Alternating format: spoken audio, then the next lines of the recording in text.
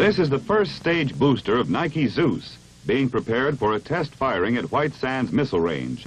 Nike Zeus is a three-stage, all-solid propellant anti-missile system, an extension of Nike Ajax and Hercules. When operational, Zeus will be capable of interceptions against both IRBMs and ICBMs. The booster is the most powerful single solid propellant yet tested in the free world. It develops approximately 450,000 pounds of thrust, enough to achieve a design speed of more than Mach 8 in this test version. The second stage is a sustainer motor. The third stage will carry an atomic warhead in its nose cone and will include a reaction motor to provide maneuverability outside the Earth's atmosphere.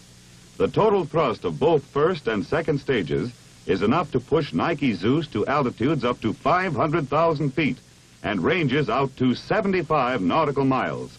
A later version will be capable of intercepts in the 75-mile range 62 seconds after firing at a speed of more than 11 times the speed of sound.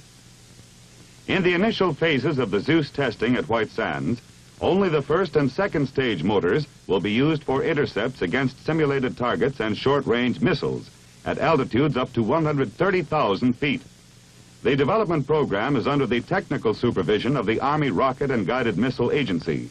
As usual in the R&D phase of such weapons, civilian contractors are responsible for the assembly and test firings.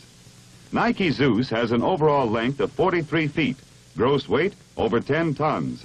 TV was used to monitor the tests.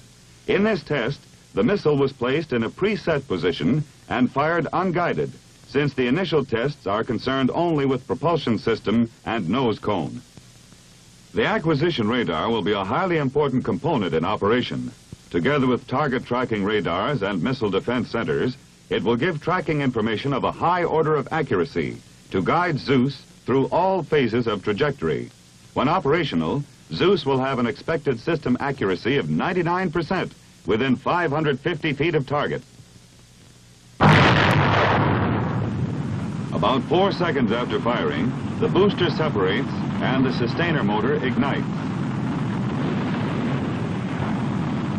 This successful test on 14 October 1959 provided valuable information on motor performance, temperature, erosion, and other test objectives.